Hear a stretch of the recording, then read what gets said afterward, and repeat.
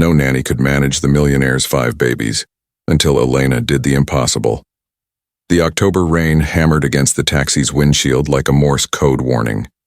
Elena pulled her grandmother's old wool sweater closer, rough fabric scratching her cheek. It was instinct, a search for comfort in a world that had denied her any for the past year. Through the fogged glass, the city blurred into grays and scattered lights, a perfect backdrop for the emptiness she carried. "Are you sure this is it, miss?" the driver asked, slowing before a black iron gate vanishing into the mist. Beyond it, a cobblestone path snaked toward a mansion, its silhouette looming against the twilight. "Yes, this is it." She handed over the last of her money, feeling the weight of the decision. According to the agency, the job was simple. Nanny to the 5 children of technology magnate Andrés Valdez. Good pay, room included. They never mentioned why no nanny had lasted more than a week. The gate buzzed open with a metallic sigh. Elena walked the path, rain soaking her hair and shoulders. The house wasn't a home, but a fortress, steel, glass, and stone. Cold. Blind windows stared back at her. Before she could knock, the massive wooden door swung open. A severe woman in an immaculate suit stood there, hair pulled back so tightly it seemed to stretch her skin. "Mrs. Gutierrez, housekeeper." She introduced herself flatly. "Elena Martinez, I assume." "Come in, Mr. Valdez is waiting." Inside was worse, a cavernous foyer of black marble, dim light, and silence so heavy it pressed on her chest. No laughter, no television, just the distant ticking of a clock and her own footsteps. Gutierrez led her down a corridor lined with violent abstract paintings, frozen screams on canvas. At an oak door, the housekeeper knocked twice. "Come in," said a voice deep and icy. The study was vast, bookshelves towering, fireplace cold and dead. Behind an enormous ebony desk sat Andrés Valdez. Not the smiling tycoon Elena had seen in magazines. He was gaunt, his suit hanging loose, hair disheveled, steel-gray eyes full of exhaustion. "Miss Martinez," he said without offering a seat. "You are the 13th nanny in 3 months." The others failed. "My children are difficult." Elena gripped her sweater seams. "I don't expect them to be easy, sir. I don't care about expectations. I care about results. Feed them, bathe them, keep them contained. Mrs. Gutierrez runs the house. I am not available." "Clear?" "Yes, sir. But what about your—" She stopped herself. "My wife Claudia died a year ago." His words fell like hammer strikes. "We do not speak of her ever. That is the most important rule here." "Do you understand?" Elena nodded, her throat tight. "Good. Gutierrez will show you to your room. Dinner is at 7 sharp. Do not be late." Her room was sterile, hotel-like, beside the nursery. Gutierrez handed her a keyring. "Silver for the nursery. Green for your room. Red for the main door. Never leave the nursery unlocked. The children sleep 8 to 7. Do not disturb them unless it's an emergency." "They sleep 12 hours straight?" Elena asked. "That is Mr. Valdez's rule." The woman's tone ended all argument. "Dinner is on the cart. Good luck." Alone, Elena stood before the heavy double doors, heart pounding. She slid the silver key into the lock. The nursery air was stale, laced with powder and sour milk. 5 identical cribs stood in a row, each brass plate engraved. Mateo, Lucas, Isabella, Daniela, Samuel. Quintuplets, 1 year old. Yet the room was silent. Mateo stared blankly at the ceiling. Lucas sucked his fist in silence. Isabella and Daniela locked eyes as if speaking on some secret frequency. Samuel curled in a corner, his back turned. Elena whispered, "Hello, I'm Elena. I'll take care of you." Her voice cracked the silence like glass. None of the babies moved.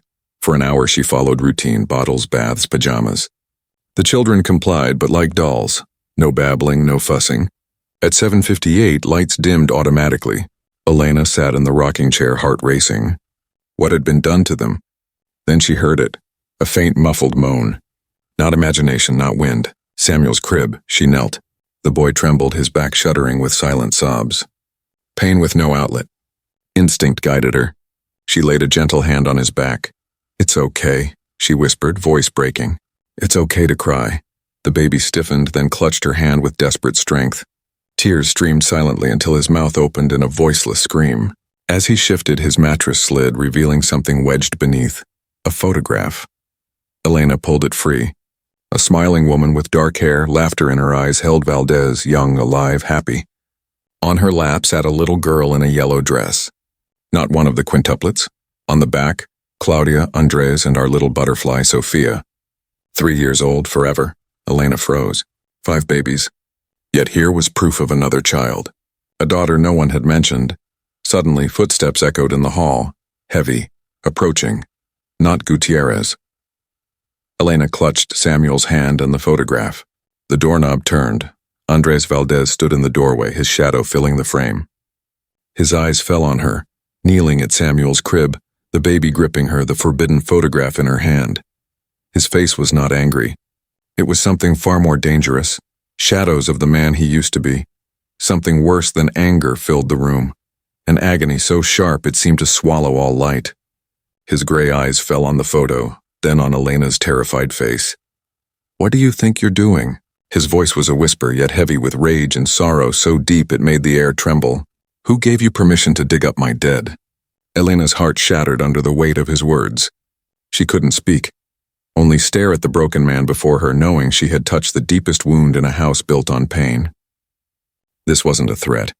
It was truth, cold and irreversible. The silence after Andrés Valdez spoke was louder than any scream.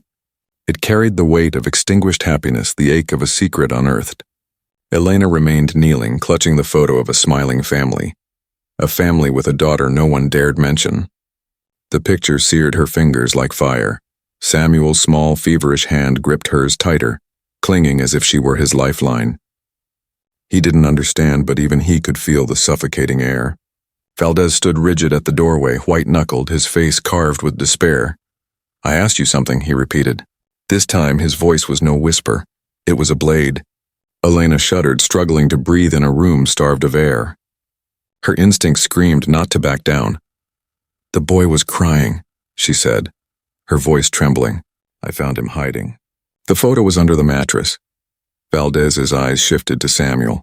Under that cold gaze, the boy shrank, let go of Elena's hand, and turned to the wall. Silence was demanded, comfort forbidden. "Samuel does not cry," Valdez declared, denying the tears on his son's cheeks. "None of them cry. That is the condition for their care."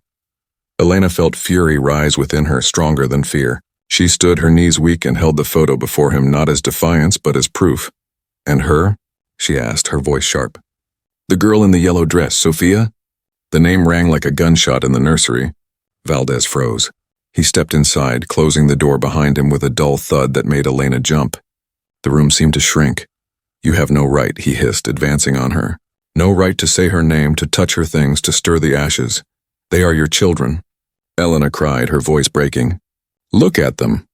They aren't living, they're only surviving. This photo shows there was something more." "Where is Sophia? What happened to her?"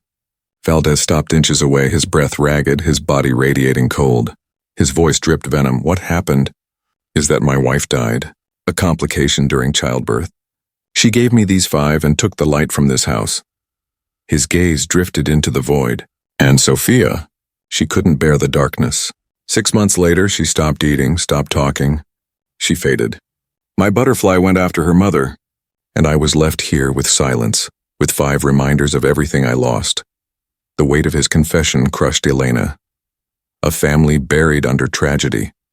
The mother dead, the daughter gone, and a father entombed in grief, raising children he could not love. "My God," Elena whispered, tears burning her eyes. "I'm so sorry, but they are not to blame. They lost her too. Their mother, their sister, and you." Valdez turned away as if her words scalded him. "You don't understand. This house is a tomb. I am its guardian, and you with your pity are desecrating it. This isn't pity, it's humanity." Elena's tears streamed freely now. "You're robbing them of childhood, teaching them that their pain is forbidden. Do you think Claudia would want this? To see her children as ghosts, her husband as a jailer?" The mention of his wife struck Valdez like a blow. He recoiled, his face contorted. "Shut up," he roared, his voice shaking the nursery. The babies flinched in their cribs. "Then tell me," Elena pleaded, holding the photo out like an offering. "Tell me about Claudia, about Sophia. Shout, cry, break something, but don't bury the living with the dead." At that moment, a sound shattered the air, a tiny sob. Both turned. Isabella, the baby, stared at her father, tears streaming down her cheeks. Her small mouth opened, releasing a faint plaintive cry. Daniela turned her head toward her sister. Lucas stirred. Matteo struck the mattress with his tiny fist. Samuel looked back at Elena. The silence was breaking. Valdez's eyes widened in terror, not fury now, but the panic of a man watching his defenses crumble. No, he murmured, shaking his head. No, they must be quiet. They have to. But Isabella sobbed again, louder this time, a weak sound but full of desperate need. Valdez looked at Elena, his voice icy. Not silent tears, but deep, shattering sobs. Grief long buried, finally breaking free. Elena stood still, holding Isabella, and said nothing. She simply let the man cry, because it was the only true thing left to do. For the first time in that house, silence gave way to truth. And though it came wrapped in pain, it was the beginning of healing. Valdez's sobs did not subside. They were an overflowing river after an eternal drought, carrying with it the hardened earth of his soul. He had curled up against the wall, his knees pressed to his chest, his head buried in his arms. He was no longer the imposing magnate, nor the cold jailer. He was just a man, small and shattered, drowning in an ocean of memories and guilt. Elena remained standing with Isabella, now dozing in her arms, exhausted by her own brief cry. She did not dare to move, to even breathe. She feared that the slightest sound would shatter that fragile and monumental moment. It was like witnessing the birth of a volcano, terrifying and sacred at the same time. The other babies, as if sensing the emotional cataclysm, lay in an unusual silence, not the oppressive silence of before, but an expectant one, almost reverent. Minutes stretched into hours. The only light was the dim nightlight, casting long, trembling shadows that danced to the rhythm of Valdez's spasms of pain. The air smelled of salt, of dry and new tears, and of talcum powder. A heartbreaking contrast. Finally, the sobs subsided, turning into ragged panting, into deep sighs that seemed to come from the depths of his lungs. He raised his head slowly, his face was swollen, marked by tears, his eyes red and lost. He seemed to have aged 10 years and 10 minutes. His gaze, clouded and unfocused, wandered around the room until it settled on Elena. There was no anger in it now, only absolute confusion, a vulnerability so deep it was almost childlike. "They don't know me," he murmured, his voice shattered by crying. His gaze shifted to Thecribs. "They don't know me without this." He vaguely pointed to his own chest, the place from where the pain had erupted. Elena felt a pang of compassion so sharp it physically hurt. "Perhaps it's time they did," she replied softly, without moving. "Babies don't understand guilt or silence, Mr. Valdez. They only understand warmth, voice, contact." Valdez shook his head. A slow, heavy movement. "I don't know how Claudia was. She was the light. She knew what to do. I only provided." And now his voice broke again. "Now everything is dark, and I am afraid to touch them, and that they break, or worse, that they remind me so much of her that I can't bear it." It was the most honest confession he had made, the core of histrament. "Love isn't just shown by providing, Mr. Valdez," said Elena, and she took a cautious step forward. "Sometimes it's shown by being present, even in the darkness, especially in the darkness." Isabella stirred in her arms, emitting a small sigh. Valdez followed the movement with his gaze, and for the first time, Elena thought she saw something more than panic in his eyes. She saw a flash of longing, quick and furtive, like a ray of light between storm clouds. "She, Isabella, has her smile," he whispered, and it was as if the words cost him a superhuman effort. When she sleeps, the corner of her lips, Elena felt tears come to her eyes again. It was the first acknowledgement, the first thread of connection he established with one of his children. "Yes," she nodded with a tremulous smile. "She does." She moved a little closer, slowly, like someone approaching a wild, wounded animal. She stopped a meter away from him, who was still sitting on the floor. "Would you like to hold her?" she asked, and her voice was barely a thread of sound.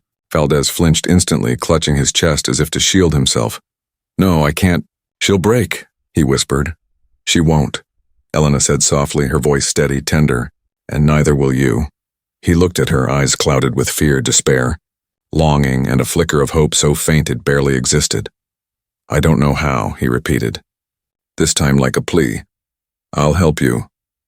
Without waiting, Elena knelt before him, the wooden floor cold under her knees. With slow, deliberate care, she placed Isabella in his arms. "Just hold her, support her head." Valdez trembled. His arms moved stiffly, like they didn't belong to him. Hands once used to signing million-dollar contracts now felt like stone. But when Isabella's tiny, warm body rested against him, he froze. He held his breath. She stirred, her small hand curling instinctively around his finger. A choked sound escaped him, half moan, half sigh as tears welled again.